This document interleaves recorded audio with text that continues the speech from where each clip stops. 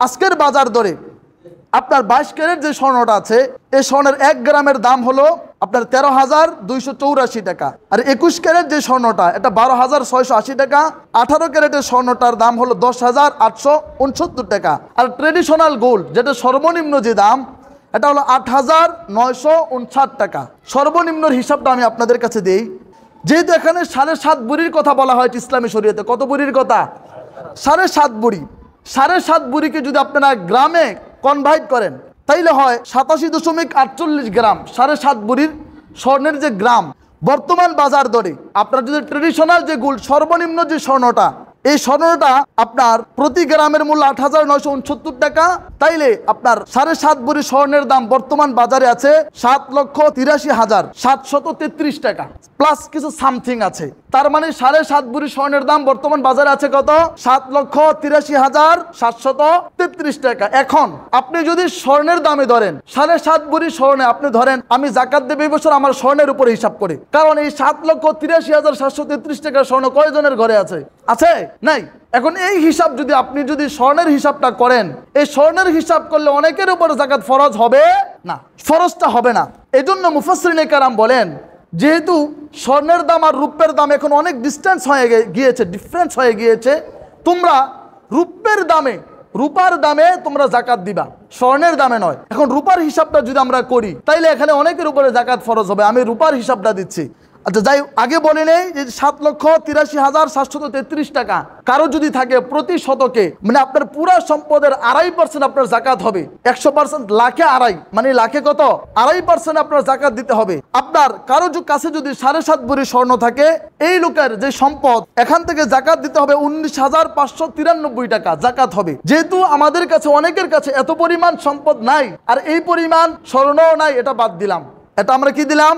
এটা শুনলাম জানলাম। এখন মুফাসসিরিনে কেরাম জমহুর উলামায়ে কেরাম বলেন গরিবরা যেন বঞ্চিত না হয়। ইসলামী শরীয়তে রাসূল বলেছেন 52.5 তোলা রূপা মানে 52.5 ভরি রূপ।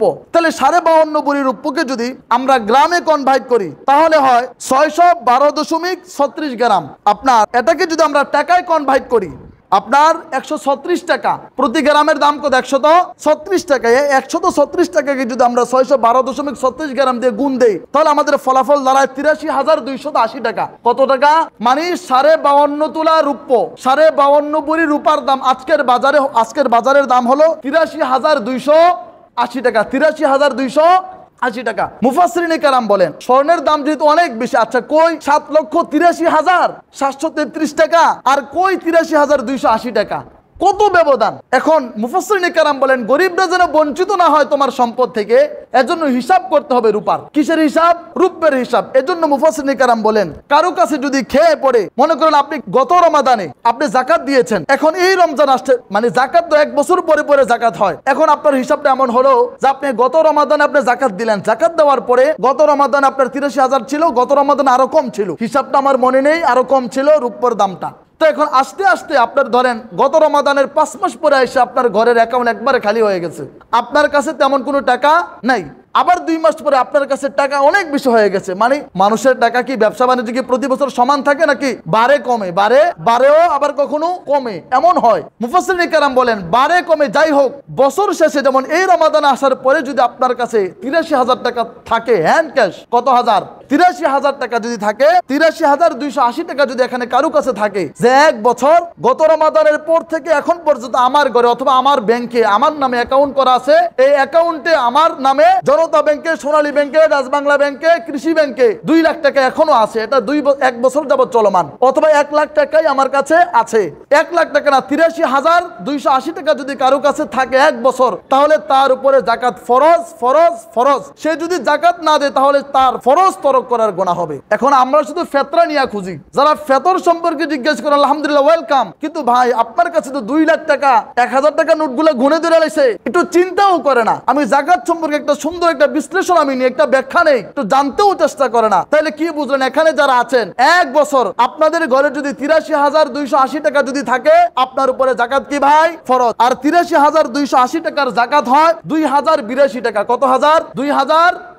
1 লক্ষ টাকা হবে 2,500 টাকা, যেহেতু আপনার 2.5% 2,500 টাকা 82 টাকা। এখন আপনার কাছে এর বেশিও থাকতে পারে, তবে এর কম যদি হয় 70,000 আছে আমার কাছে, ধরেন 72,000 আছে, হ্যাঁ, অথবা 60,000 টাকা আছে, এক বছর আপনার উপর জাকাত কিনা ফরজ, আপনাকে জাকাত দিতে হবে।